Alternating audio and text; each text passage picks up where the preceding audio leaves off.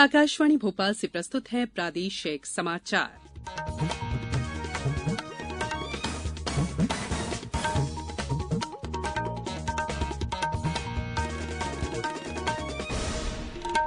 नमस्कार, समाचारों के साथ मैं संयुक्ता बैनर्जी।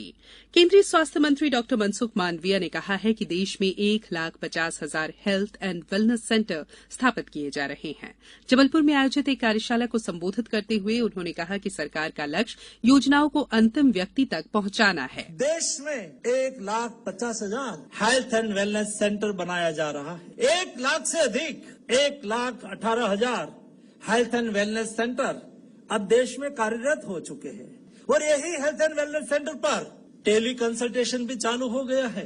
गरीब झोपड़े से भी कोई पेशेंट आएंगे और डॉक्टर साहब को लगे कि मुझे स्पेशलिस्ट डॉक्टर की एडवाइस की आवश्यकता है, तो तुरंत ही वो ई-संजीवनी प्लेटफॉर्म के माध्यम से district hospital, medical college, AIIMS उसके साथ सीधा जुड़ जाएंगे। वहां स्पेशलिस्ट डॉक्टर बैठे होंगे, पेशेंट के साथ बातचीत करेंगे।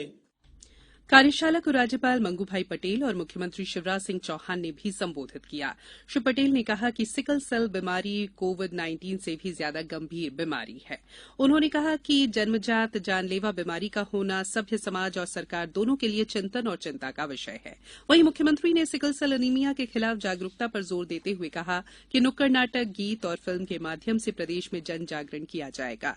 उन्होंने कहा कि सिकल सेल पर जो गीत बनाया है वो बहुत प्रभावी है। श्री चौहान ने कहा कि कोई भी सिकल सेल का मरीज खुद को अकेला न समझे, उनके साथ सरकार खड़ी है। एलोपैथी, आयुर्वेदिक समेत हर पद्धति से सिकल सेल मरीजों को इलाज मुहैया कराया जाएगा। कार्यशाला में स्वास्थ्य विभाग और आईसीएमआर के साथ एमओयू हस्ताक्षरित किए गए। केंद्रीय स्वास्थ्य मंत्री आज भोपाल में अखिल भारतीय आयुर्विज्ञान संस्थान और भोपाल मेमोरियल अस्पताल में बैठक और कार्यक्रमों में भी भाग लेंगे। प्रधानमंत्री नरेंद्र मोदी ने कहा है कि जब गैर संचारी और जीवन शैली से संबंधित बीमारियां बढ़ रही है तो ऐसी स्थिति में वर्तमान युग में विशेष रूप से युवाओं में योग का महत्व और अधिक बढ़ गया है।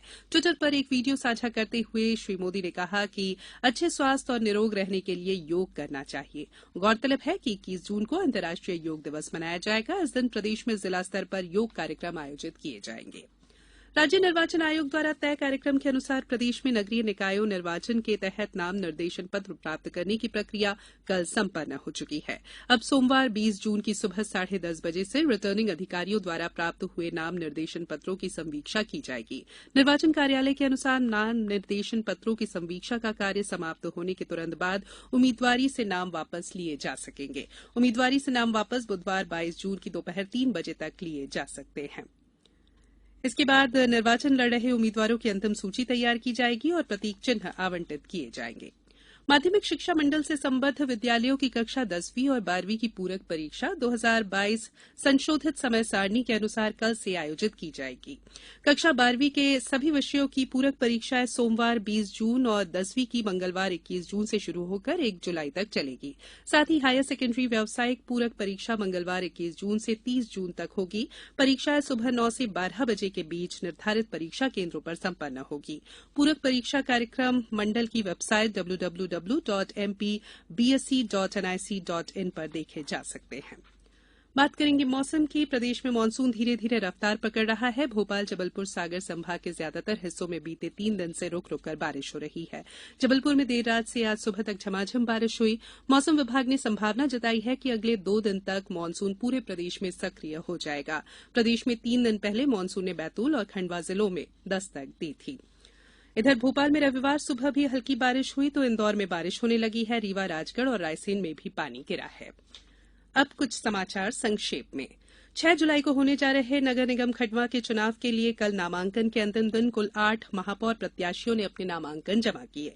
सिंगरौली नगर निकाय चुनाव के अंतिम दिन कुल 85 प्रत्याशियों ने नामांकन पत्र दाखिल किया।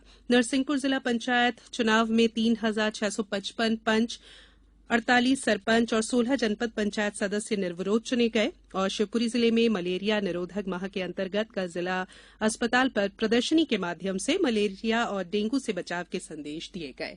इस बुलेटिन में फिलहाल इतना ही। इजाजत दीजिए। नमस्कार।